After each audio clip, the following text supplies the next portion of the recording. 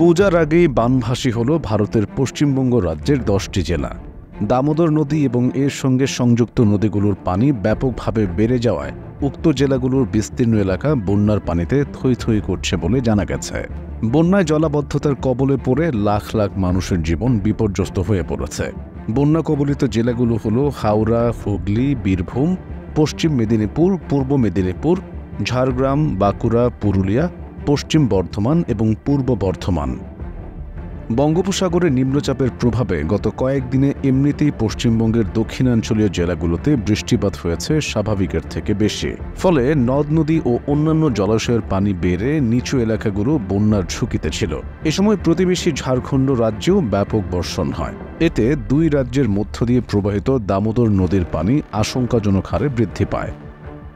গত সোমবার রাতে প্রতিবেশী রাজ্য ঝাড়খণ্ডে দামোদর নদী প্রকল্প দামোদর ভ্যালি কর্পোরেশন ডিভিসি বাঁধ খুলে দেওয়া হয়। এতে বিপদ আরও বেড়ে যায়, কারণ নদীর উজানে থাকা ঝাড়খণ্ড থেকে ভাটির পশ্চিমবঙ্গ অংশে সোমবার 90,000 কিউসেক এবং মঙ্গলবার 2,10,000 কিউসেক পানি প্রবেশ করে। ফলে প্লাবিত হয় পশ্চিমবঙ্গ রাজ্যের উক্ত 10 জেলা। এদিকে দামোদর প্রকল্প পরিচালনা ও তত্ত্বাবধানের দায়িত্বে রয়েছে কেন্দ্রীয় সরকার এবং ঝাড়খণ্ডের রাজ্য সরকার।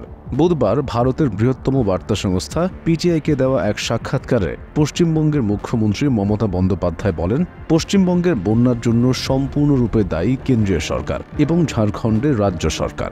দামোদর প্রকল্প এবং ঝাড়খণ্ডকে বাঁচাতে তারা পশ্চিমবঙ্গের 10 জেলাকে ডুবিয়ে দিয়েছে। এর আগে এ ধরনের ঘটনা কখনো ঘটেনি। প্রায় 3.5 লাখ কিউসেক পানি ছেড়ে দেওয়া হয়েছে। আমি ঝাড়খণ্ডের মুখ্যমন্ত্রী এবং ডিভিসি কর্মকর্তাদের সঙ্গে কথা বলেছি, কিন্তু তারা দায় এড়িয়ে গেছেন। মমতা জোর দিয়ে আরও বলেন, ম্যানমেড বন্যা পরিকল্পনা করে বাংলাকে ডুবিয়েছে।